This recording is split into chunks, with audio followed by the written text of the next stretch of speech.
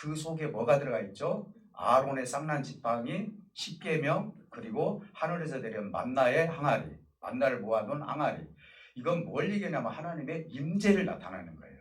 그렇기 때문에 사울 시대 때는 이 법궤를 잘못 사용했어요. 근데 다윗 시대 때는 이 법궤가 얼마나 중요한 것이고 이 법궤를 통해서 하나님의 영광을 내가 어떻게 드러내야 될지를 너무나 잘 알았던 왕이 다윗 왕이었죠. 그래서 오늘 시편 24편을 통하여서 법궤가 이제 다윗성에 들어오면서 뭐라고 얘기하는 거니? 다윗이 이렇게 고백을 합니다. 모든 우주 삼라만상이 그리고 모든 인류가, 제가 이걸 조금 더 해석을 해서 말씀을 드리는 겁니다. 세상의 모든 것은 다 우리 하나님의 것이로다, 이렇게 강조를 하고 있어요. 여러분들이 지금 생각할 때는 내가 가지고 있는 거, 내가 가지고 있는 생명, 내가 가지고 있는 권위, 내가 가지고 있는 재산, 내가 가지고 있는 자녀들, 어찌 보면 다 내 것처럼 생각이 들지만은 실질적으로 하나님께서 여러분들에게 공급해 주셨기 때문에 오늘 이 땅에서 육신을 입고 우리가 사는 거예요. 그렇기 때문에 우리가 어떤 개념을 가지고 사느냐가 중요하다는 것이죠. 그래서 오늘은 우리가 살아가면서 모든 것이 하나님께로부터 왔기 때문에 모든 것은 다 하나님의 영광을 위해서 쓰여지는 것은 당연한 것이다. 이것이 다윗의 신앙 고백이라는 사실을 알 수가 있습니다. 그렇다면 오늘 이 1년에 한 번씩 볼 수밖에 없었던 이 법궤가 다윗성으로 들어오게 됐는데 이걸 통하여서 우리에게 주어진 이 법궤의 내용이 어떤 내용이고, 그러면 시편 24편을 먼저 알기 전에 법궤가 어떤 과정을 통해서 다윗성까지 들어왔는지 그걸 우리가 먼저 알아야만이 이 법궤를 통해서 우리에게 주는 은혜가 있을 줄 믿습니다. 사실은요, 이 법궤가 이제 이방인들한테 뺏겼었습니다. 그런데 하나님께서 은혜 가운데 이스라엘 땅으로 들어오게 되었고, 그러면서 이제 이 법궤를 다윗성으로 옮기려고 이제 수레에다가, 소의 수레에다가 싣고 오게 됩니다. 그런데 이 소가 이제 난리를 치는 거예요. 그러다 보니까 이 법궤가 넘어질 것 같으니까 우사라는 사람이 그 법궤를 잡다가 그 자리에서 죽고 말았습니다. 여러분, 하나님이 만들어주신 그 법궤를 손댔다고 왜 죽습니까? 이것을 하나님께서 살인을 저지른 것이 아니라 하나님이 주신 거룩한 이 법궤를 통하여서 하나님의 임재를 나타내는데 그 하나님의 법도를 모르고 법궤를 움직였기 때문에 그랬던 거예요. 그래서 결국은 그 자리에서 죽게 되었고, 그리고 나서 이어져서 결과적으로 이 하나님께서 오벳 에돔이라는 집으로 가지고 가서 그쪽에서 3개월 동안 이 법궤를 보관하게 됩니다. 근데 오벳 에돔이라는 사람의 집에 하나님께서 모든 가정에게 복을 주셨더라. 이제 이렇게 기록되어 있습니다. 왜 그럴까요? 하나님의 법궤를 제대로 관리를 했다는 것이죠. 이 이야기를 들었던 3개월 동안 이 이야기를 들었던 다윗이 이제는 그러면은 이 법궤를 이제 예루살렘 성으로 모셔와야 되겠다.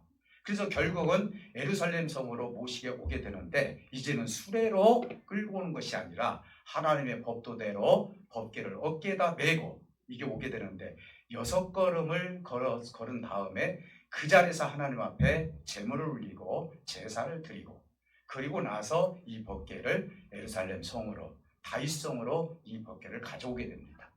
그러면서 이 법궤가 들어온다는 소식을 다윗이 듣고 이제는 맨발로 나가서 춤을 추면서 기뻐하는 거예요. 여러분 한번 생각해 보시기 바랍니다. 여러분 기쁠 때는 진짜 신발 신을 겨를이 없잖아요. 그렇지 않아요? 저도 군대 생활하면서 첫 번째 휴가를 제가 나갔는데 어머니 하니까 맨발 벗고 나오시더라고요. 이게 어떻게 보면은 너무너무 좋으니까 그런 거 아니에요? 근데 다음에는 별로더라고요. 너무 자주 나오니까. 여러분 한번 생각해 보시기 바랍니다. 다윗이 왜 그러면은 맨발을 벗고 그리고 옷도 추스리지 않고 자기 아내가 막 비방할 정도로 왕이 돼가지고 저게 추태를 왜 저렇게 뜨는지 모르겠다 하면서 춤을 추면서 이 법궤를 맞이하는 거예요. 다윗이 그렇게 춤을 추면서 이 법궤를 맞이한 이유가 무엇인가? 이 부분도 우리가 한번 생각해 봐야 되지 않겠습니까? 자, 그렇다면은 다윗이 이제는 창조주 하나님께 이제 아버지의 뜻을 이룰 때 뭐라고 얘기하는 거니? 이 세상 모든 것은 다 하나님의 것인데 결국은 이 법궤가 나에게 들어오게 됐다. 그러면은 다윗이 왜 이 법궤가 아버지의 뜻 가운데서 이렇게 주님의 뜻을 이룰 수 있는 그런 길을 하나님께서 열어주셨을까? 여러분들이 생각할 때는요, 이렇게 생각할 수 있어요. 자신이 법궤를 모셔놓고 왜 창조주 하나님을 높였을까 생각할 때는 어떻게 보면 유물처럼 생각하는 경우들이 있어요. 우리가 보통 보면 뭐 고려시대나 조선시대에 일본한테 빼앗긴 거 있으면은 그 유물을 돈을 얼마를 주고라도 사와요, 안 사와요? 사오죠. 왜 그러냐면 거기에 조상들이 가지고 있는 그런 정신이 있기 때문에 그러거든요. 근데 다윗은요, 이 법궤를 가지고 왔을 때 유물처럼 가져온 것이 아니에요. 살아 움직이는 하나님이 그 안에 계신다는 사실이요. 이 말이 뭔 말이냐면은 그 물건 속에 계신다는 의미가 아니라 하나님의 법궤의 의미는 하나님이 이 나라를 다스리고 하나님이 통치권을 가지고 하나님의 이스라엘 백성들을 통치하신다는 사실을 너무나 잘 알고 계셨기 때문에 그래요. 사랑하는 성도 여러분, 그렇다면은 핵심적인 것은 뭐냐? 이 법궤는 하나님의 임재를 나타내는데 이스라엘을 다스릴 때 내가 왕이지만은 내가 왕권을 가지고 이 백성을 다스리는 것보다도 하나님이 나보다 더 높으신 만왕의 왕이라는 것을 다윗은 그렇게 하나님 앞에 고백하는 장면이 법궤를 통해서 나타나 보이는 거예요. 사랑하는 성도 여러분, 이스라엘의 진정한 왕은 누구냐? 우리가 생각할 때는 다윗이 내가 왕이라고 생각할 수도 있어요. 대부분 보면 높은 자리에 앉게 되면은요, 내가 이 높은 자리에 권위를 가진 자다 이렇게 생각할 수 있어요. 우리 목사님들이 왜 무너집니까? 하나님께서 권위를 주고 권세를 줬는데 이 자리를 높은 자리로 생각하니까 무너지는 거예요. 높은 자리가 아니죠. 하나님을 대신해서 하나님의 말씀을 대언하는 자리고 하나님을 높이는 자리가 이 자리 아니겠습니까? 다윗이 그런 마음을 가졌던 거예요. 하나님께서 나에게 왕으로 하나님께서 이스라엘의 왕으로 세워주셨지만은 그러나 하나님은 만왕의 왕이시고 하나님께서 나보다 더 큰 하나님이시기 때문에 이 모든 것은 하나님으로부터 왔다는 고백이 법궤를 통해서 기뻐 어찌할 줄 모르면서 바지도 안 입고 춤을 추면서 우리 하나님을 맞이했다는 사실입니다. 사랑하는 성도 여러분, 우주 삼라만상의 모든 것이 다 하나님 것이라고 고백한 이유가 뭐죠? 이것은 뭐냐? 창조주 하나님이 다윗의 주인이시고 이스라엘의 주인이시고 오늘 우리가 살아가는 우리 모든 백성들의 주인이라는 사실을 다윗이 고백을 하고 있는 거예요. 사랑하는 성도 여러분, 그렇다면 이 고백 위에는 두 가지의 의미가 들어가 있어요. 하나님, 이제는 내 생각과 내 뜻으로 이 나라를 다스리지 아니하고 내가 무엇을 하든지 간에 영적 회복을 통해서 의사결정을 내릴 때 하나님께 묻겠습니다. 여러분, 이 교회의 모든 움직임은 하나님께 묻고 시작되는 거 아니겠습니까? 마찬가지예요. 그래서 이 다윗이 그 생각을 한 거예요. 하나님, 이제는 영적 회복을 통해서 의사결정을 할 때 왕의 뜻으로 이 나라를 다스리는 것이 아니라 하나님의 말씀에 근거를 두고 이 나라를 다스리겠습니다. 법궤가 이 지금 내 앞에 계시니 이 법궤를 통해서 하나님의 임재를 통해서 하나님은 살아 움직이는 말씀이시고 하나님은 죽어가는 모든 사람을 살리는 하나님이시고 우리에게 생명의 양식을 주시는 법궤 속에 들어있는 모든 그 물건들이 하나님의 뜻을 상징하고 있는데 제가 이렇게 말씀으로 이 나라를 다스리겠습니다. 이런 의미로 법궤를 통해서 하나님을 의지하기 위해서 첫 번째 그 모든 삶을 하나님께 드렸던 거예요. 또 하나는 뭐냐? 그렇다면 제가 예루살렘에서 왕을 가지고 왕권을 가지고 있는데 이제는 내가 여기를 정치적인 수도로 만드는 것이 아니라 나는 정치질만 하는 것이 아니라 이제는 하나님 말씀 안에서 영적 예배의 중심지가 이 법궤를 통해서 이 성전을 통해서 아버지의 뜻을 이룰 수 있는 이 이스라엘이 되기를 원합니다. 그러니 다윗이 얼마나 하나님께서 기뻐 받을 수 있는 왕이냐 이 말이에요. 제대로 하나님의 뜻을 알았던 왕이 다윗이에요.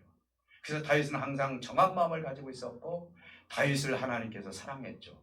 여러분, 다윗이요 완벽했습니까? 사실은 다윗도요 죄성을 가지고 있었죠. 그럼에도 불구하고 하나님은 다윗을 굉장히 사랑했고 다윗을 높여드리는 장면들이 굉장히 많이 나오게 되는 거예요. 사실 우리는 하나님만이 우리의 왕이라고 고백해야 될 줄 믿습니다. 내가 하나님이 나의 왕입니다, 하나님만이 나의 주인이십니다 했을 때 내가 하나님 말씀 안에서 하나님의 통치권을 가지고 나를 다스려 주신다는 사실을 믿으시기를 주님으로 축복해 드립니다. 하나님이 나를 다스려 주셔야 돼요. 세상은요 나를 다스리려고 해요. 여러분, 내가 조금만 하나님을 잊어버리잖아요. 그러면 세상은 나와 너무나 가까이 있기 때문에, 본성적으로 내가 너무나 세상을 사랑하는 본성을 가지고 있기 때문에 세상이 자꾸 나를 다스리려고 해요. 돈을 사랑하고 싶고, 세상을 사랑하고 싶고, 명예를 갖고 싶고, 권세를 갖고 싶고, 이것이 세상에서 내가 가지고 싶은 그 모든 것들을 통해서 하나님이 나를 다스려 주지 않으면 이것이 나를 다스린다는 것이죠.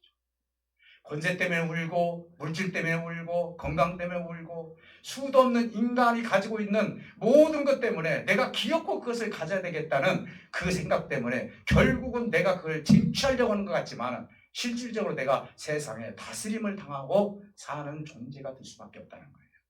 오늘 저와 여러분들은 하나님이 나를 다스려 주신다는 사실에 대해서 감사하시기를 주님의 이름으로 축복해 드립니다. 그래서 우리는 통치를 받아야 됩니다. 또 하나는 뭐냐? 이스라엘 백성들은 실패를 많이 했어요. 사실 구약 성경을 많이 읽어보신 분들 보면은요, 이스라엘 백성들이 제대로 한 것이 하나라도 있는지 한번 찾아보세요. 40년 광야 생활에서도 그랬죠. 바벨론 70년 포로 생활도 그랬죠.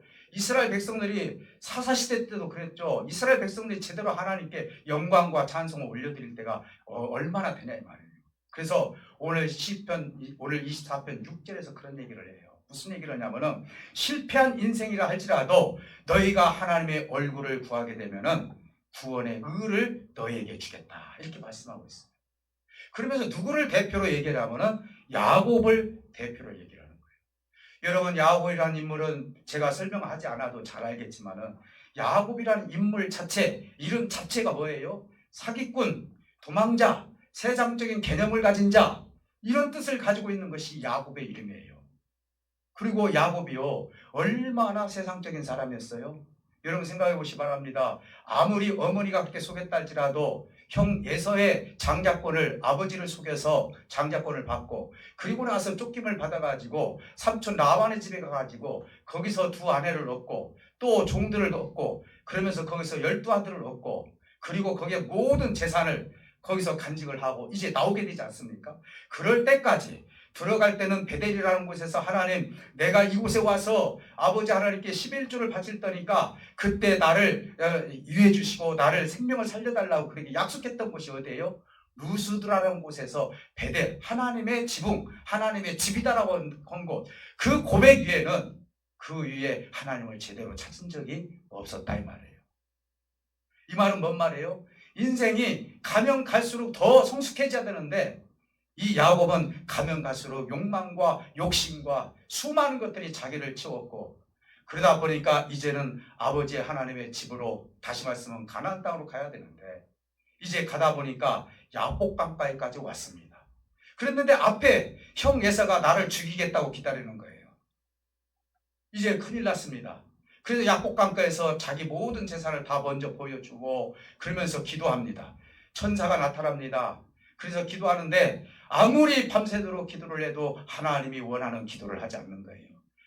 성경에는 어떤 기도를 했는지 정확히 써있지는 않지만은 하나님께서 그걸 받지 않았다는 건 뭡니까? 제대로 된 기도를 하지 않았다는 거예요. 하나님, 내가 이렇게 재산도 많고 그런데 하나님, 저 예서가 나를 죽이려고 하니 나 살려주세요. 어떻게 보면 육적인 그런 기도를 계속하는 거예요. 그래서 천사가 너무너무 답답하니까 날이 새다 보니까 내가 가야 되겠다. 그러다 보니까 잡는 거예요, 야곱이. 그래서 그때 이 천사가 야곱의 환도뼈를 쳤죠. 야곱은 그 환도뼈를 다친 상태에서 쩔뚝거리면서 그 천사를 붙들고 뭐라고 합니까? 나에게 만약에 여기서 복을 내려주시지 않는다면 나 이 손을 놓지 않겠습니다 라고 이야기를 합니다.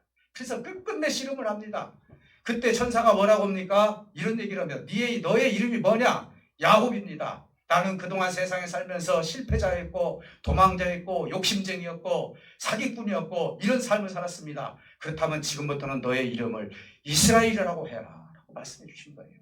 그래서 이스라엘이라는 나라가 12아들을 통해서 생긴 게 아니겠습니까? 우리 하나님께서는 얼굴을 지금까지 정말 하나님을 찾지 않았다 할지라도 마지막에 죽음의 위기에 처했을 때 하나님의 얼굴을 구하고자 했을 때 하나님은 야곱을 치지 아니하시고 야곱을 살려주시는 모습을 우리가 보게 되는 거예요. 이 말이 뭔 말입니까? 이 말은 너희가 아무리 실패하고 그리고 세상에서 실망하고 세상에서 낙오되었다 할지라도 하나님의 사람들이 하나님의 얼굴을 구하게 되면은 나는 너를 버리지 않겠다는 거예요. 저는 지금까지요 이제 하나님의 나라에 들어가신 분들을 수도 없이 많이 봤습니다.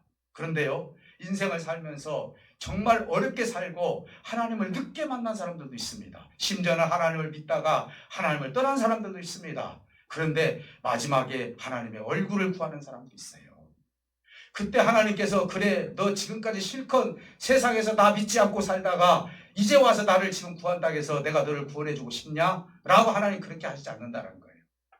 비록 내가 그동안 그렇게 살았다 할지라도 야곱처럼 그렇게 살았다 할지라도 내 인생의 끝부분에서 하나님의 얼굴을 구하는 자에게는 내가 구원의 의를 너에게 주겠다라고 오늘 시편 6편에서 시편 24편 6절에서 그렇게 말씀해 주시는 거예요.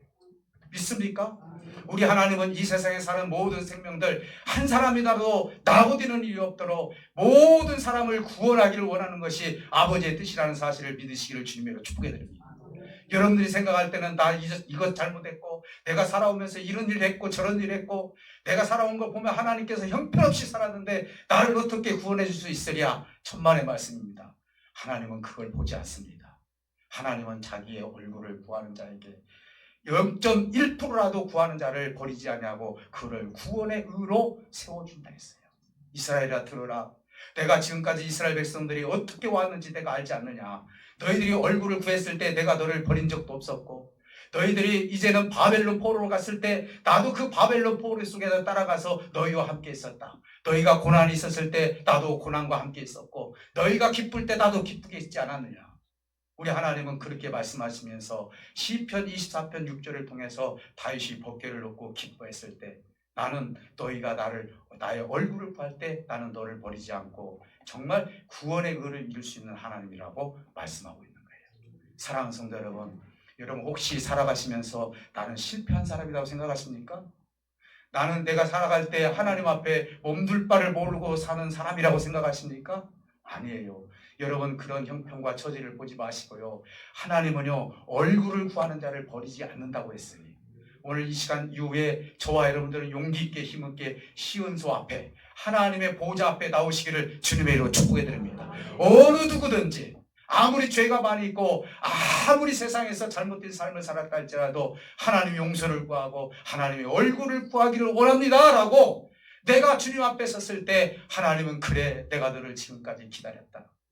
둘째 아들이 아무리 탕진하고 돌아오더라도 너 어찌해서 그동안 그렇게 살았느냐라고 한마디도 하지 아니하시고 하나님은 안아주시고 목욕시켜주시고 좋은 옷 갈아입히시면서 내가 너를 사랑한다라고 말씀하신 것이 아버지의 마음 아니겠습니까? 사랑하는 성도 여러분, 이스라엘 백성들을 그렇게 사랑해 주셨어요. 오늘 여기에 계신 저와 여러분들도 하나님이 그렇게 사랑하신다는 사실을 믿으시기를 주님의 이름으로 축복해 드립니다. 사랑하는 성도 여러분, 그렇다면 오늘 이 시간 우리는 무엇보다도 영광의 하나님께서 우리 안에 들어오시기를 원하신다는 사실을 시편 6편 이후로 10절까지 우리에게 말씀하고 계세요. 뭐라고 말씀하십니까? 영광의 하나님께서 우리 안에 들어오시도록 마음의 문을 열으라고 말씀합니다. 그러면서 7절 9절에서 똑같은 구절이 나와요. 이렇게 기록되어 있습니다. 문들아 너희 머리를 들지어다 영원한 문들아 들릴지어다 영광의 왕이 들어가신다. 이렇게 말씀하고 있습니다. 이 말씀은 무슨 말씀입니까? 여러분 문이라는 것이 두 가지 문으로 오늘 여기에서 말씀하고 있어요. 여기서 첫 번째 문들아 이 말은 쉐아림. 이 말은 뭔 말이냐면은 세상의 문을 얘기하는 거예요. 다윗이 가지고 있는 권세의 문을 얘기하는 거예요. 이 쉐아림은 뭐냐? 내가 이 세상 살아가면서 저 사람 만나면은 내가 출세할 수 있어. 저 집에 들어가면 내가 부를 누릴 수 있어. 이런 세상에는 어마어마한 그런 분들이 많아요. 내가 유익을 취할 수 있는 분들이 이 세상에 너무너무 많아요. 다윗 왕에도 쉐아림이라는 분을 하나님께서 허락해 주셨어요. 왜? 왕권이 있기 때문에. 그래서 이렇게 얘기합니다. 문들아 머리를 들으라는 거예요. 세상을 바라보는 문, 내가 세상에서 무엇인가를 구하고자 하는 사람들아, 이 말은 하늘의 문, 영광의 문을 한번 쳐다봐라 이 말이에요. 하늘의 문을 찾아보라는 거예요. 오늘 그러면서 뭐라고 말씀합니까? 두 번째 문은 뭡니까? 피트헤이라고 합니다. 영원한 문들아. 이 말은 하나님의 임재가 있는 나라예요. 그리고 영적인 입구, 미래와 완성될 하나님의 집, 이걸 얘기를 하는 거예요. 그래서 이것을 다른 말로 말씀드리면은 세상의 문들아, 세상의 문들을 바라보는 자들아, 머리를 하늘을 들어서 봐라. 영광의 문, 영원한 문이 아버지 하나님의 집에 있다. 그러니 나를 쳐다봐라 이 말이에요. 사랑하는 성도 여러분, 오늘 저와 여러분들인 씨아림, 이 세상은 우리가 어떻게든 출세하기를 원하고 그리고 무엇인가를 유익을 원하는 것이 세상의 원리가 아니겠습니까? 이걸 무시할 수는 없는 거예요. 그런데 이 문은 영원한 문이 아니라는 것이죠. 어떤 문이에요? 영원한 문은 아버지께서 임재하신 문, 영적 통로가 되는 문, 그리고 하나님이 통제해 주시는, 통치해 주시는 문, 거기를 바라보는 것이죠. 사랑하는 성도 여러분, 왜 하나님은 이 피트헤이 영적인 통로를 우리를 초대를 했을까요? 두 가지예요. 하나님은 강하고 능하신 하나님이라고 말씀하고 있습니다. 여러분, 세상에 아무리 강하고 능하신 사람이 있다 할지라도 그 사람이 영원히 설 수 있습니까? 우리가 아무리 정치인이가 됐든지 경제인이 됐든지 나중에 딱 보면은 우리가 60평생 살아오면서 보니까요, 이 세상에 보이지 않는 사람이 어느 날 보니까 많이 있더라고요. 왜 그럴까요? 세상의 문에서 물러났다. 하늘의 문으로 들어가야 되는데 그 문에 들어가지 못한 세상 사람들이 얼마나 많이 있습니까? 그래서 하나님은 강하고 능하신 하나님이기 때문에 우리의 연약함을 감당할 수 있는 분이 누구예요? 하나님이라고 지금 말씀하시는 거예요. 우리가 연약하고 부족할 때 우리 하나님은 강하고 담대하시기 때문에 우리를 하나님의 사람으로서 끝까지 강하게 담대하게 우리를 이끌어 가신다는 사실을 믿으시기를 주님으로 축복해드립니다. 그러면서 이렇게 말씀하십니다. 하나님은 전쟁에 능통하신 하나님이다. 여러분, 전쟁이라는 것은 우리가 생각하는 그런 개념이 아니에요. 우리의 전쟁은 뭐예요? 나와의 전쟁이에요. 세상과의 전쟁이에요. 염려, 근심, 걱정, 가지고 싶은 거, 수도 없는 것들과 우리는 수도 없이 일주일 내내 전쟁을 했어요. 여러분 생각해 보시기 바랍니다. 세상에 있는 것이 다 나쁘다는 것이 아니라 이것 때문에 내가 욕망을 가지고 세상의 문만 바라보기 시작을 하면은요, 이게 전쟁터가 되는 거예요. 주님은 이렇게 말씀하십니다. 이 땅을 강물과 바다 위에 세웠다고 말씀하시죠. 이것은 어떤 의미를 가지고 있죠? 강물 위에 세우고 바다 위에 세우는 것은 땅은 흔들린다는 얘기예요. 우리가 이 세상에 살면서 우리가 모든 인생은 흔들릴 수밖에 없는 땅에서 우리가 산다라는 그 의미가 이 속에 들어가 있는 거예요. 성경은 이렇게 하죠. 이 땅을 강 위에 세웠고 바다 위에 세웠다. 이것은 뭡니까? 우리의 인생은 흔들리는 인생이라는 거예요. 그러면 우리가 누구를 붙잡아야 되겠느냐? 흔들림 속에서 이 전쟁에 능하신 하나님께서 네가 흔들린다 할지라도 그 전쟁에서 영적으로 이길 수 있는 힘을 주시는 분이 누구냐? 하나님이라는 사실을 믿으시기를 주님으로 축복해 드립니다. 그러니까 우리는요, 하나님의 문으로 들어가야 된다는 사실, 영적인 문으로 들어가야 돼요. 사랑하는 성도 여러분, 오늘 우리는 다윗이 왕으로서 이제는 세상을 자기가 통치를 하지만은 하나님이여, 내가 이 세상의 왕이지만은 나를 통치해 주신 분은 여호와 아버지 하나님밖에 없습니다 라고 고백을 하면서 자기의 통치권을 누구에게 올려드립니까? 하나님께 올려드리는 훌륭한 왕이 누구입니까? 하나님, 아니죠, 다윗입니다. 이렇게 놓고 봤을 때 오늘 다윗도 누구의 통치를 받기를 원하십니까? 하나님의 통치를 받기를 원하시는 것이 다윗의 마음이었어요. 오늘 저와 여러분들은 하나님의 통치를 받을 수 있는 아버지의 문으로 들어가시기를 주님으로 축복해 드립니다. 그래서 이 구약에 있는 하늘의 문, 이것을 예수님께서 이렇게 말씀해 주셨어요.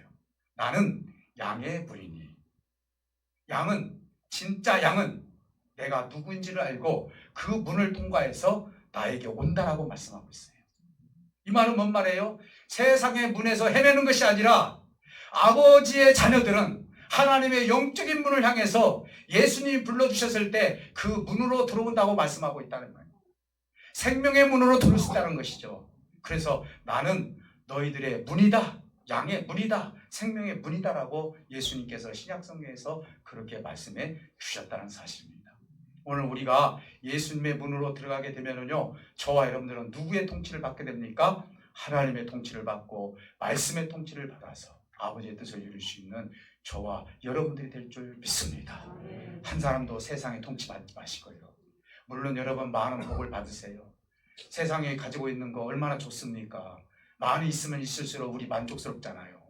건강하면 건강할수록 만족스럽잖아요. 그런데 보세요. 예수님 믿고 가난해진 사람이 있습니다. 예수님 믿고 어때요? 병드는 사람이 있어요. 그럼 이걸 어떻게 해석하실래요? 아니 예수님 믿고도 가난해지고 예수님 믿고도 저렇게 병들어지면 뭐더러 내가 예수님을 믿겠느냐? 아니에요. 그런 의미가 아닙니다. 여러분 이런 부분은 누구에게 나타납니까? 우리 선교사님들을 한번 생각해 보시기 바랍니다. 그곳에 가서 부를 누리려고 가는 것도 아니에요. 그곳에서 건강해지려고 가는 것도 아니에요.